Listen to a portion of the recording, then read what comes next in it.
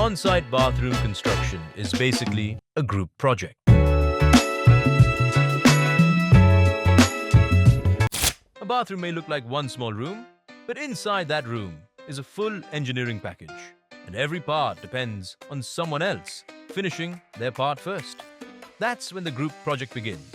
Plumber needs the wall, electrician needs the plumber, mason needs the drawing, tiler needs waterproofing, and the supervisor needs a vacation.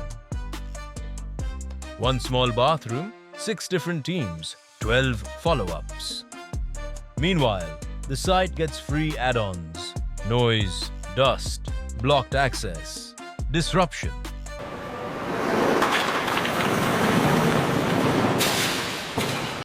The problem wasn't the bathroom.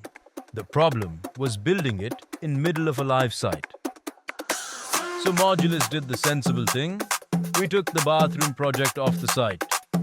Here, the plumbing is built in, the electricals are built in, the waterproofing is done right, the interiors are finished premium.